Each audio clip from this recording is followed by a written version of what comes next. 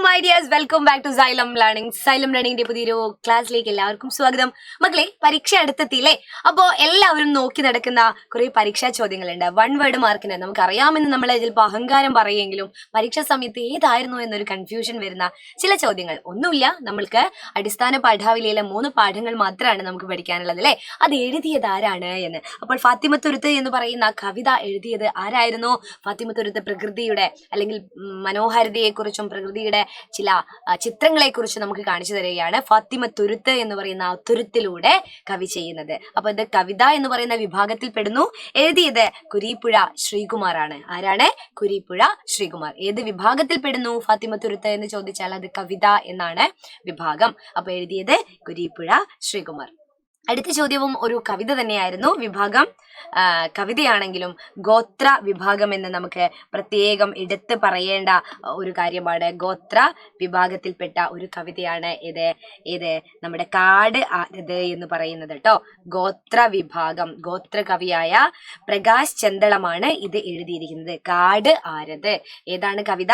കാട് ആരത്. എഴുതിയിരിക്കുന്നത് പ്രകാശ് ചെന്തളം. ഇതാണ് കവി. അപ്പൊ ഗോത്ര കവിയായ പ്രകാശ് ചെന്തളത്തിന്റെ ഗോത്ര കവിതയാണ് കാട് ആരത്. ഏത് വിഭാഗത്തിൽ പെടുന്നു? ഗോത്ര വിഭാഗത്തിൽ പെടുന്നു. കവി ആരാണ്? പ്രകാശ് ചെന്തളം.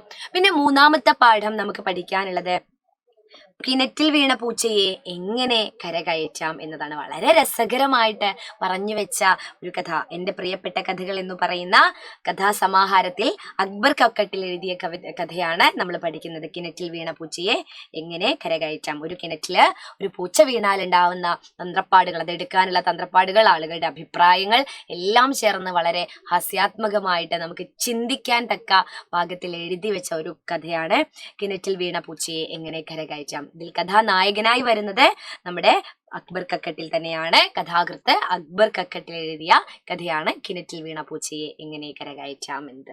ഇനി എനിക്ക് പറയാനുണ്ട്, നമ്മുടെ Avengers batch end game start ചെയ്തിട്ടുണ്ട്. എന്തായി എൻഡ് ഗെയിം? എൻഡ് എന്ന് പറയുമ്പോൾ അവസാനം, ശരിയാണല്ലേ? നമ്മൾ ക്രിസ്തുമസ് എക്സാമിൽ എത്തി നിൽക്കുകയാണ്. അവസാനം ഇനി കുറച്ചു മാസങ്ങൾ മാത്രമാണ് ഈ ഒരു വർഷം കഴിയാനുള്ളൂ.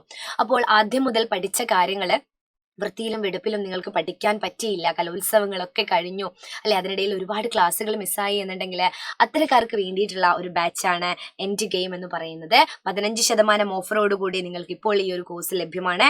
1275 രൂപ മാത്രമാണ് കോഴ്സിന്റെ ഫീ എന്ന് പറയുന്നത്. അപ്പോൾ ആദ്യം മുതലുള്ള ഓരോ പാഠങ്ങളും എല്ലാ വിഷയത്തിന്റെയും നിങ്ങൾക്ക് കൃത്യമായിട്ട് കിട്ടുന്നതായിരിക്കും. അതിന്റെ റിവിഷൻ ഉണ്ടാവും. ഇനി അങ്ങോട്ടുള്ള ക്ലാസ്സുകളും നിങ്ങൾക്ക് കിട്ടുന്നതായിരിക്കും. അപ്പോൾ ആരും ഇത് മിസ്സാക്കരുത്. താഴെ കാണുന്ന നമ്പറിൽ കോൺടാക്ട് ചെയ്യുക.